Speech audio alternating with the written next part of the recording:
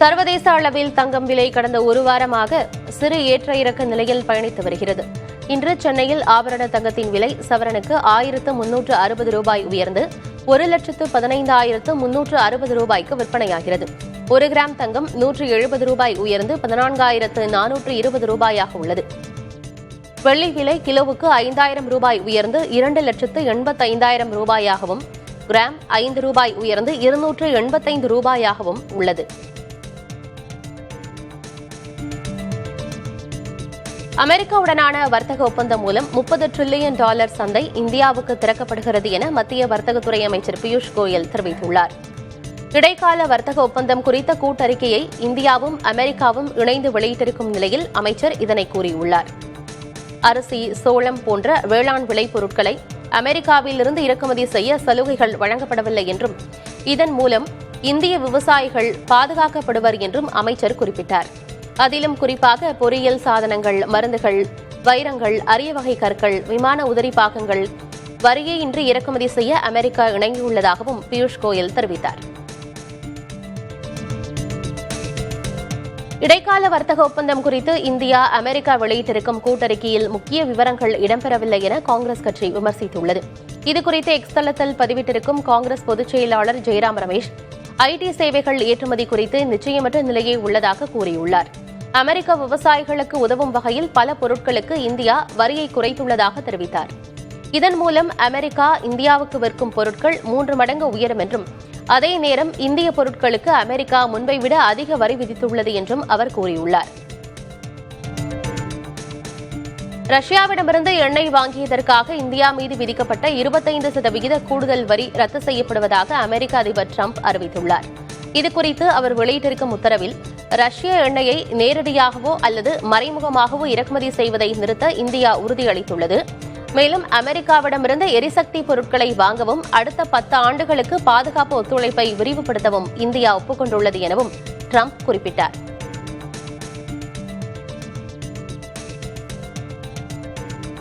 இந்திய ரயில்வேயில் 2014-15 தொடங்கி அடுத்த 10 ஆண்டுகளில் 5,08,000 பேர் சேர்க்கப்பட்டிருப்பதாக அமைச்சர் அஸ்வினி வைஷ்ணவ் தெரிவித்துள்ளார். நாடாளுமன்ற மாநிலங்களவையில் உறுப்பினர் ஒருவரின் கேள்விக்கு இந்த தகவலை அமைச்சர் தெரிவித்தார். லோகோ பைலட்டுகள், தொழில்நுட்ப பணியாளர்கள், பொறியாளர்கள், பாதுகாவல் படையினர், தொழில்நுட்பம் சாராத நிர்வாக பிரிவு என பல்வேறு பிரிவுகளில் பணியாளர் சேர்ப்பு நடைபெற்றதாக அமைச்சர் கூறினார். ஆண்டுதோறும் நடைபெறும் ரயில்வே தேர்வுகளுக்கென தனி கேலண்டர் உருவாக்கியுள்ளதாகவும், இதன் மூலம் இளைஞர்கள் பலர் பலன் பெறுவார்கள் என்றும் ரயில்வே துறை அமைச்சர் அஸ்வினி வைஷ்ணவ் தெரிவித்தார்.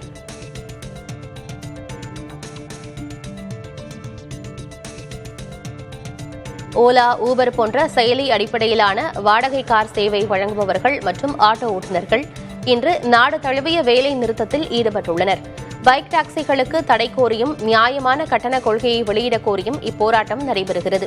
குறைந்தபட்ச கட்டண நிர்ணயம், தனிநபர் பயன்பாட்டு வாகனங்களை வாடகைக்கு ஓட்டுவதற்கு தடை போன்றவற்றையும் அவர்கள் வலியுறுத்துகின்றனர்.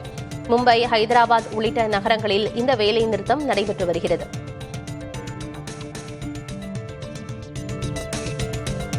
தமிழகத்தின் பல்வேறு மாவட்டங்களைச் சேர்ந்த ஜல்லிக்கட்டு வீரர்கள் அதிமுக பொதுச் செயலாளர் எடப்பாடி கே பழனிசாமியை சந்தித்தனர். ஜல்லிக்கட்டு போட்டியில் வீரர்கள் உயிரிழக்க நேரிட்டால் 10 லட்சம் ரூபாய் இழப்பீடு, காளைகளுக்கு அரசு காப்பீடு மற்றும் விழாக்குழுவுக்கு 5 லட்சம் ரூபாய் மானியம் என்பன போன்ற தேர்தல் வாக்குறுதிகளை பழனிசாமி அறிவித்திருந்தார். இதற்கு நன்றி தெரிவிக்கும் விதமாக 200க்கும் மேற்பட்ட ஜல்லிக்கட்டு வீரர்கள் சேலத்தில் உள்ள எடப்பாடி பழனிசாமியின் இல்லத்தில் அவரை சந்தித்தனர். கரும்பு, மஞ்சள் உள்ளிட்ட சீர்வரிசைகளோடு ஜல்லிக்கட்டின் அடையாளமான வாங்கர்வாளை அவருக்கு நினைவு பரிசாக அளித்தனர். இரு திராவிட கட்சிகளில் எந்த பக்கம் என்ற நிலையில் இருக்கும் தேமுதிக கூட்டணி தொடர்பான முடிவை விரைவில் அறிவிக்கும் என எதிர்பார்க்கப்படுகிறது. பிடிஐ செய்தி நிறுவனத்திற்கு பேட்டியளித்த தேமுதிக பொதுச் செயலர் பிரேமலதா விஜயகாந்த், சட்டமன்ற தொகுதிகள் மற்றும் ராஜ்யசபா சீட் ஆகிய இரண்டையும் தருவதாக அதிமுக வாக்குறுதி அளித்துள்ளதாக தெரிவித்துள்ளார்.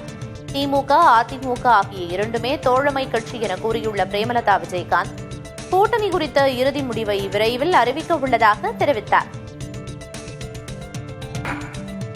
கள்ளக்குறிச்சி மாவட்டம் திருக்கோவிலூரில் உள்ள 2000 ஆண்டுகள் பழமையான புகழ்பெற்ற வீரட்டேஸ்வரர் ஆலயத்தில் பிரபல பின்னணி பாடகி சின்மயி சாமி தரிசனம் செய்தார்.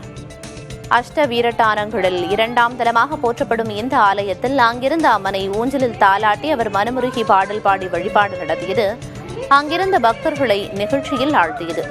கோயிலுக்கு வந்திருந்த ரசிகர்கள் மற்றும் பொதுமக்கள் பலரும் பாடகி சின்மயியோடு ஆர்வத்துடன் செல்ஃபி எடுத்து மகிழ்ந்தனர்.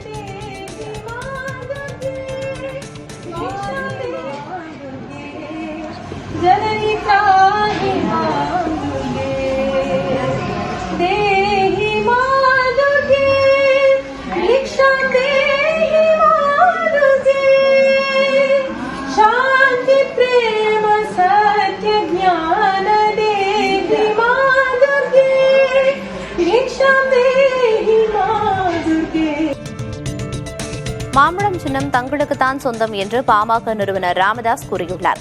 செங்கல்பட்டு அடுத்த பழவேலி பகுதியில் திருமண நிகழ்வில் கலந்து கொண்ட அவர் மாம்பழம் சின்னம் தொடர்பான வழக்கு நீதிமன்றத்தில் உள்ளது என்றும் விரைவில் தங்களுக்கு சாதகமான தீர்ப்பு வரும் என்றும் கூறினார். மேலும் கூட்டணி பேச்சுவார்த்தை நடந்து கொண்டிருப்பதாகவும் விரைவில் நல்ல செய்தி வரும் என்றும் தெரிவித்துள்ளார். மாம்பழம் சின்னம் எங்களுக்கு சொந்தமானது. அது இப்போ கோர்ட்டில் இருக்க தீர்ப்பு வரும், எங்களுக்கு சொந்தமாகும். கூட்டணி பேச்சுவார்த்தை கூட்டணி நடந்து கொண்டிருக்கிறது. விரைவில் உங்களுக்கு நல்ல செய்தி வரும். தமிழ்நாட்டில் சார் பதிவாளர் அலுவலகங்களில் ஊழல் தலைவிரித்து ஆடுவதாக பாமக தலைவர் அன்புமணி ராமதாஸ் குற்றம் சாட்டியுள்ளார். திருப்பெரும்புதூர் சார் பதிவாளர் அலுவலகத்தில் கையூட்டு கொடுத்து ஏமாந்ததாக கூறப்படும் நபர் அந்த அலுவலகத்தில் போதையில் தகராறு செய்ததை சுட்டிக்காட்டியுள்ள அன்புமணி, பதிவாளர் அலுவலகங்கள் ஊழலின் உறைவிடமாக திகழ்கின்றன என்பதற்கு வேறு சான்று தேவையில்லை என தெரிவித்துள்ளார். ஊழலில் கொடிகட்டி பறக்கும் துறை எது என்று போட்டி வைத்தால் பதிவுத்துறைதான் வெற்றி பெறும் எனவும், அமைச்சர்கள் நிலையிலிருந்து அதிகாரிகள் நிலை வரை ஊழலுக்கு இலக்கு நிர்ணயிக்கப்பட்டிருப்பதே அதற்கு காரணம் என குற்றம் சாட்டப்படுவதாகவும் அவர் குறிப்பிட்டுள்ளார். திமுக அரசின் ஊழல் உச்சகட்டத்தை அடைந்திருப்பதாகவும் அன்புமணி சாடியுள்ளார். மாநிலங்களவையில் ஆற்றிய உரை விவாதத்திற்குள்ளாவது குறித்த கேள்விக்கு நல்ல கருத்து விவாதத்துக்கு உள்ளாக வேண்டும் என மக்கள் நீதி மய்யம் கட்சித் தலைவர் கமல்ஹாசன் பதிலளித்துள்ளார். சென்னை விமான நிலையத்தில் செய்தியாளர்களை சந்தித்த அவர் கூட்டணியை விட கொள்கையே முக்கியம் எனவும் கூறியுள்ளார். நல்ல கருத்து விவாதத்திற்கு உள்ளாக வேண்டும். தமிழனாக நான் நல்ல கருத்து பேசிவிட்டதாக எனக்கு தோன்றுகிறது. அதை மறுப்பவர்கள் அதை விவாதிக்க வேண்டும். விவாதித்து உண்மை என்ன என்பதை புரிந்து கொள்ள வேண்டும். இது டெமோக்ரஸி, இப்படித்தான் இருக்கும். விவாதங்கள் தொடர வேண்டும். என்னோட கூட்டணி மொத்த இந்தியா தான் என்னுடைய நலன், உங்களுடைய நலனும் கூட.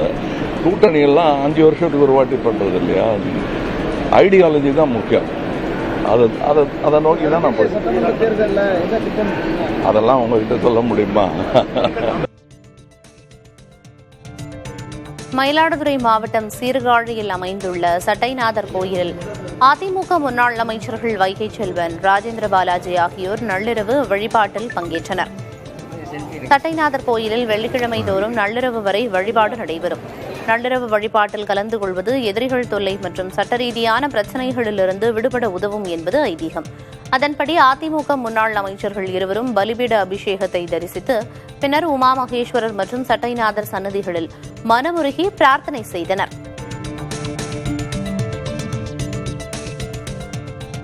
வேலூரில் பணி நிரந்தரம் உள்ளிட்ட கோரிக்கைகளை வலியுறுத்தி அங்கன்வாடி ஊழியர்கள் மற்றும் உதவியாளர்கள் மேற்கொண்டு வரும் தொடர் காத்திருப்பு போராட்டம் இரவிலும் தொடர்ந்தது.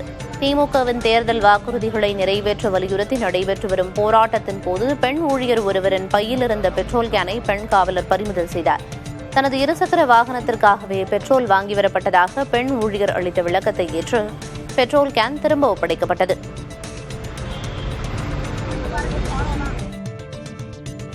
பணி நிரந்தரம், காலமுறை ஊதியம் என்பன உள்ளிட்ட 10 அம்ச கோரிக்கைகளை வலியுறுத்தி சத்துணவு மற்றும் அங்கன்வாடி பணியாளர்களின் போராட்டம் 4வது நாளாக இரவிலும் தொடர்ந்தது.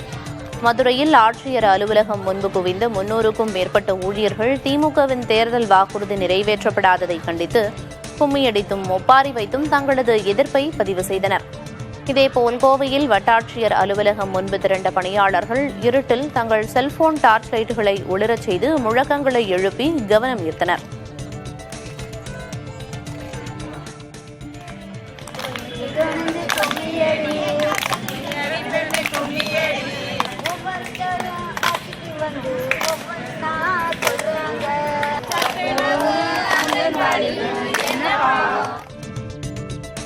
மதுரை மாவட்ட ஆட்சியர் அலுவலகம் அருகில் உள்ள பிரதான சாலையில் ஏற்பட்ட குடிநீர் குழாய் உடைப்பால் பல மணி நேரமாக சாலையில் குடிநீர் பெருக்கெடுத்து ஓடியது.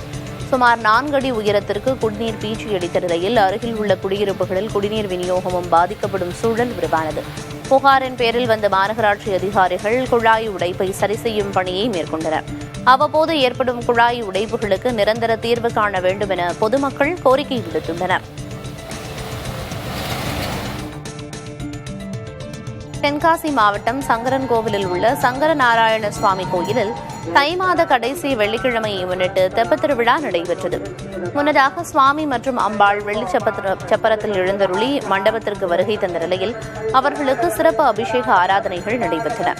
அலங்கரிக்கப்பட்ட தெப்பத்தில் சங்கரலிங்க சுவாமி மற்றும் கோமதியம்பாள் எழுந்தருள 11 முறை தெப்பம் வலம் வந்து விழா நிறைவு பெற்றது.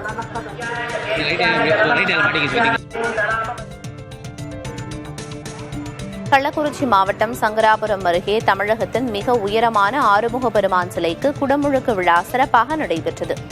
தூக்குளத்தூர் கோயிலில் 81 அடி உயரம் 6 முகங்கள் மற்றும் 12 கரங்களோடு கம்பீரமாக காட்சியளிக்கும் பிரம்மாண்ட சிலைக்கு வேத மந்திரங்கள் முழங்க புனித நீர் ஊற்றப்பட்டது. தரிசனத்திற்கு வந்த ஆயிரக்கணக்கான பக்தர்கள் மீது ட்ரோன்கள் மூலம் புனித நீர் தெளிக்கப்பட்டது.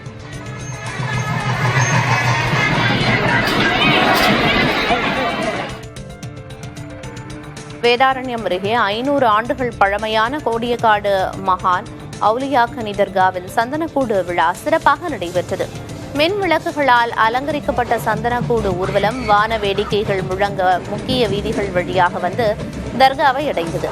வழிநெடுகிலும் இந்துக்களும் இஸ்லாமியர்களும் இணைந்து அர்ச்சனை செய்து சந்தனக்கூடை வரவேற்றனர். சமய வேறுபாடின்றி நடைபெற்ற இந்த நிகழ்வு இந்துக்கள் இஸ்லாமியர்கள் இடையிலான நீண்டகால ஒற்றுமையை பறைசாற்றும் விதமாக அமைந்தது.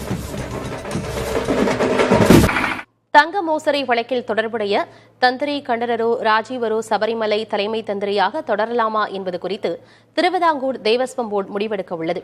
இதுகுறித்து தனியார் தொலைக்காட்சிக்கு பேட்டியளித்துள்ள திருவிதாங்கூர் தேவஸ்வம் போர்டு 2வது உறுப்பினரின் வழக்கறிஞர் சந்தோஷ்குமார், தலைமை தந்திரி பதவியில் இருப்பவர் குறித்து பக்தர்கள் மத்தியில் கவலை எழுந்துள்ளதால் அவர் அந்த பதவியில் தொடரலாமா என்பது குறித்து ஆய்வு செய்து நடவடிக்கை எடுக்கப்படும் என்றார்.